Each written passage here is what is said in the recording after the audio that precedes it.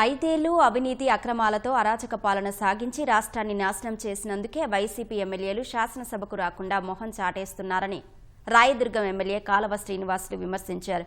అసెంబ్లీకి రాని వాళ్లకు ఎమ్మెల్యేగా కొనసాగే నైతిక అర్హత లేదన్నారు. జగన్తో పాటు వారి ఎమ్మెల్యేలు రేపటి నుంచి జరగబోయే అసెంబ్లీ సమావేశాలకు వచ్చి ప్రజా సమస్యలపై చర్చించాలని హితవు పలికారు. లేకుంటే గెలిపించిన ప్రజలను అవమానించినట్లే అన్నారు. ప్రజా కంటక పాలన సాగించారు వైసీపీ నాయకులు.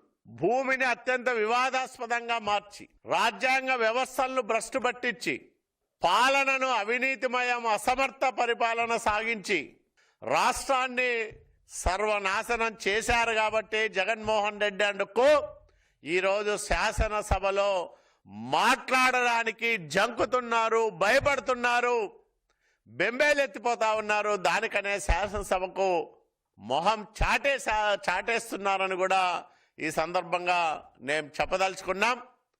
4 సమావేశాలకు డుమ్మా కొట్టింది వైసీపీ శాసనసభాపక్షం.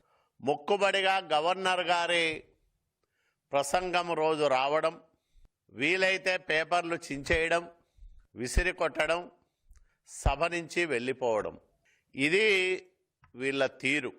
చట్టసభలో సభ్యుడిగా నిర్వర్తించాల్సిన ప్రాథమిక బాధ్యతను నెరవేర్చారా? అట్లా నెరవేర్చనప్పుడు శాసనసభ్యులుగా కొనసాగే నైతిక అర్హత మీకు ఉందా అని నేను అడుగుతా ఉన్నా. 16వ శాసనసభ 5వ సమావేశాలు ప్రారంభం కాబోతా ఉన్నాయి. మీ బుద్ధి మార్చుకొని శాసనసభకు వచ్చి ప్రజా సమస్యలపైన మాట్లాడండి.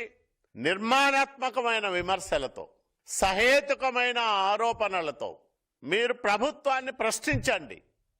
సమాధానం చెప్పడానికి ముఖ్యమంత్రి చంద్రబాబు నాయుడు గారి నాయకత్వంలో పనిచేస్తున్న కూటమి ప్రభుత్వం సిద్ధంగా ఉంది.